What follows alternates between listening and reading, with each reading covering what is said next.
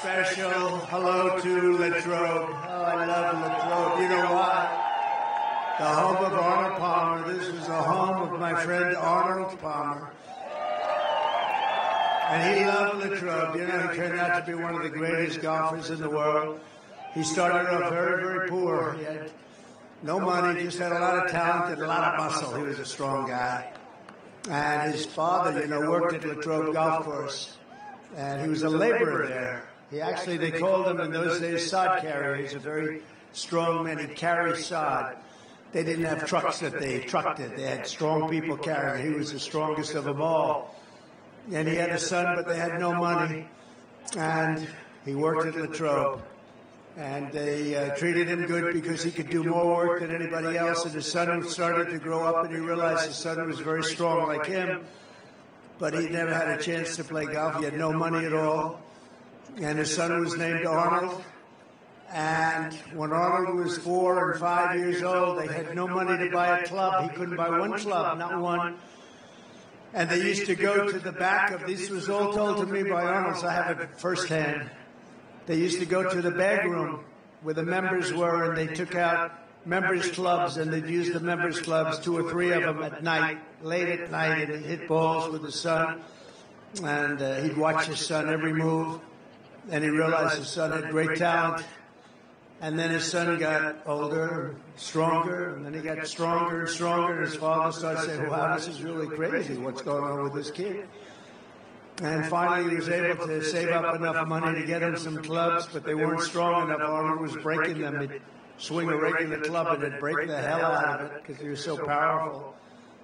And they went back to the members' bags because they couldn't afford another set, and it used very stiff-shafted clubs, very strong. For those of you that aren't golfers, that's for like good golfers with power, very stiff-shafted.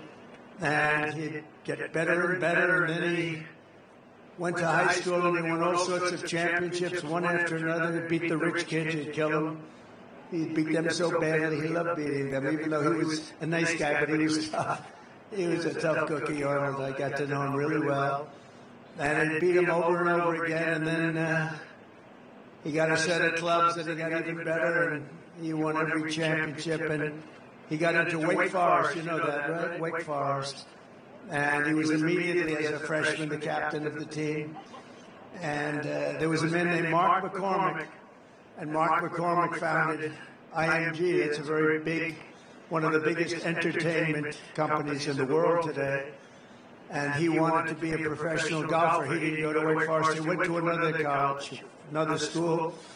And I won't say which because, honestly, I didn't want to look it up. It wasn't worth it.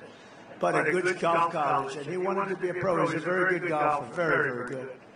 And he had the privilege of playing Arnold Palmer in a match between Wake Forest and his college. And the way he tells it, he was playing fantastically well, Mark McCormick, a very famous man, actually, founder of the biggest entertainment company. And he was playing very well, playing Arnold, and Arnold was just Arnold. He was just better than anybody else in college. And somebody shouted over to Mark McCormick, how are you playing? He said, I'm playing great, can't play better. How are you doing? I'm 6 down. And he realized at the end of that match that he would never be a pro because he could never beat a guy like this. It wasn't close. He said he was longer, straighter, chipped better, putted better, and thought better. Other than that, they were very close. But he gave it up. He said, I'm not going to be a golfer. But he went to Arnold. He said, Arnold, you're going to be turning pro and you're going to make a lot of money. And my second choice was to start representing people that are talented. And I'd like you to be my first client. And they made a deal where Arnold owned a big piece of the company. And Arnold started winning immediately. Made a lot of money for him. And Mark McCormick became the agent. And then because of Arnold's success, IMG, which you know, most of you know, it's very, very big now. Hollywood stars, everything. IMG became well known, and he started signing a lot of other players and a lot of other people. And then he started with Hollywood, and they signed Hollywood stars. And it became the biggest of those companies, like William Morris and all of them. And it was all because of Arnold. Arnold owned a big piece of it. Arnold was a very rich man. And I said to Arnold, I got to know him when he was 69 years old. And I played pretty much with him, a lot of them.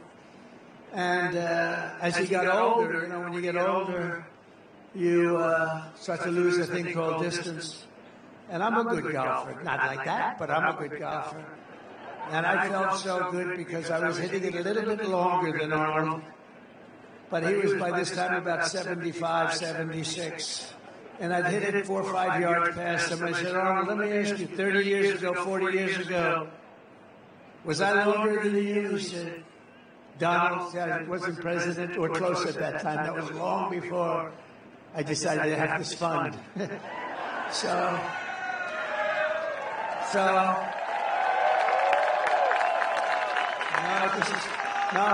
but you're talking about a great man. I said, Arnold, and he was still plenty long, but I said, Arnold, do you think I was longer than you like I am now, 30, 40 years ago? He goes, Donald, let me tell you a little secret.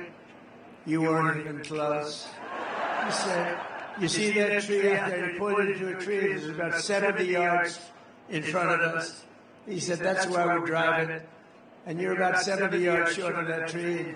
You would have been even worse then.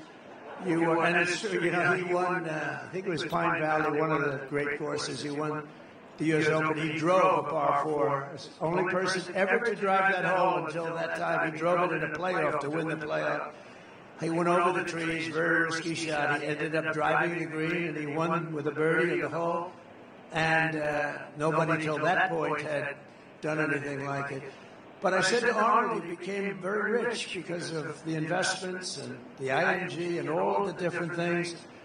And I said to Arnold, just out of curiosity, you could live anywhere in the world. You could live on the Pacific Ocean.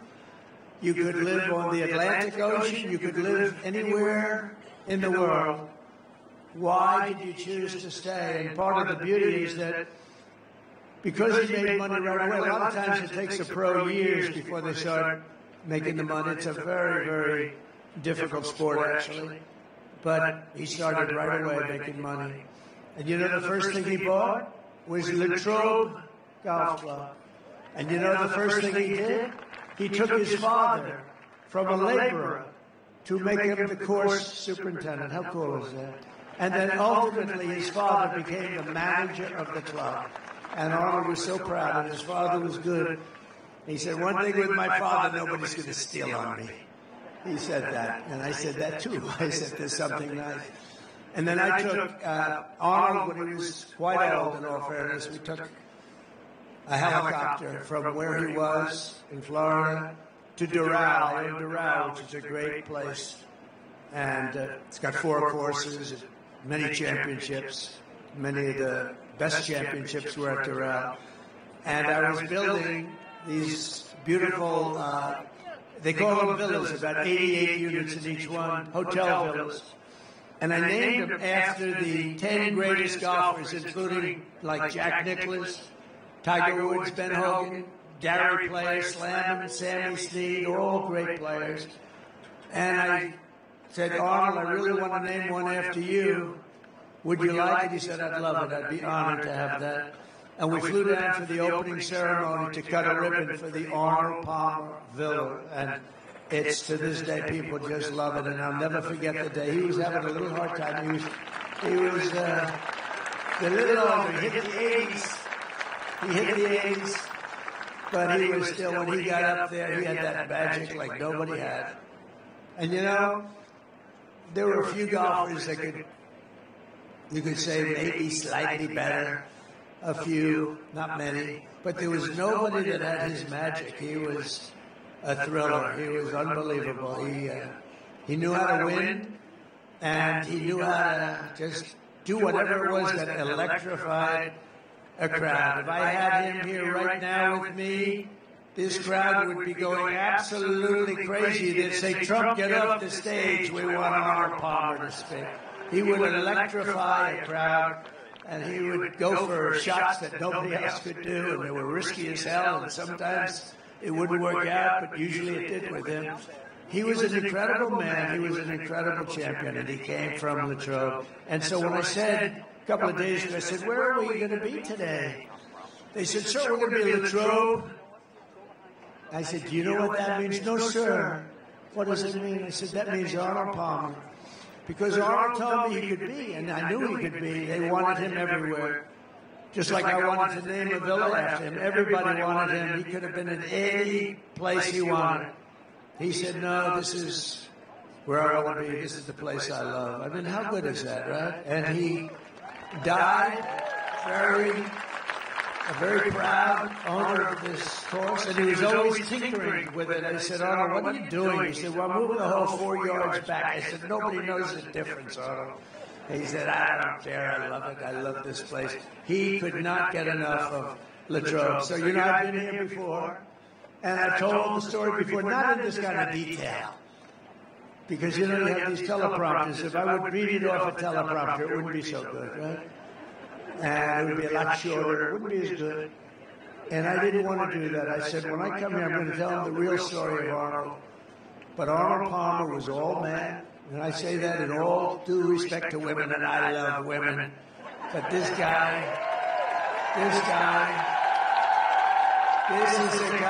that was all man. His man was strong and tough.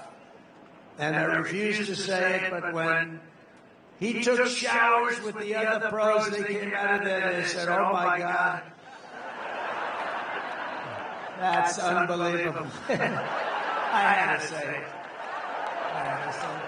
We have women that are highly sophisticated here, but they used to look at Arnold and say, man, but he was really something special. Arnold was something special. So I just want to tell you, you're very lucky, the people that live in Latrobe, and it's an honor for me to be here because of him. He was a great man, and I don't think there would be golf to the extent that you have it today. It probably wouldn't be that way without the great Arnold Palmer. So enjoy it, everybody. Enjoy. And I had to tell you the shower part of it because it's true. What can I tell you? We want to be honest. We want to be upfront. It's true.